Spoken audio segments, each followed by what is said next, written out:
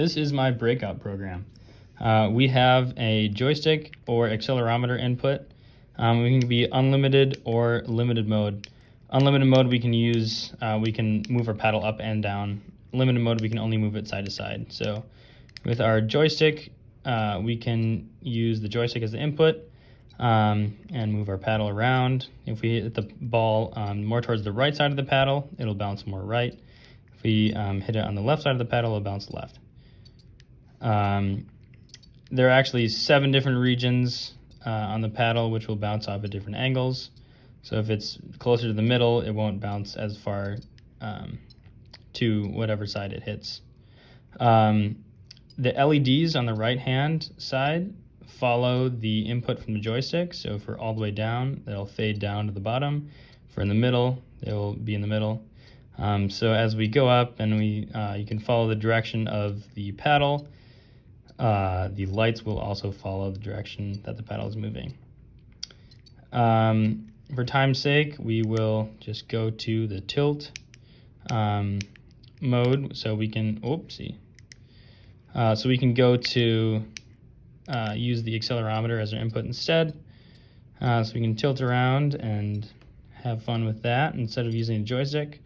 Our LEDs also follow the accelerometer input, just as it does the joystick. If we die, it will keep track of our high score in the top left corner, as it keeps track of our current score in the top right corner.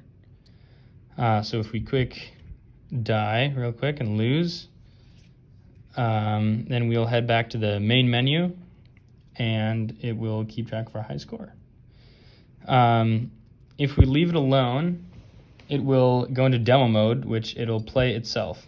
So we can see what the game is like and what you're going to get your hands on if you start playing yourself. The actual algorithm that computes the paddle position and with respect to the ball is generated from a random input in the accelerometer, and since there's a little bit of noise, the seed generated is pretty random. So it does a good job at creating a different sequence that is exciting every time, instead of just the same, instead of having the ball bounce on the same place in each of the paddles, or every time it hits the paddle.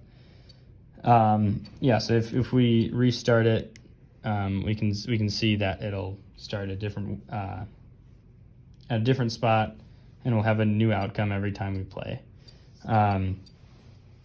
So the paddle will also hit the ball at different angles each time, so we don't just get stuck in the same loop. And yeah, as the game will still operate normally, we'll save their score. But once the game wins, it'll send us back to the main menu, and it won't keep the high score because that would be cheating otherwise.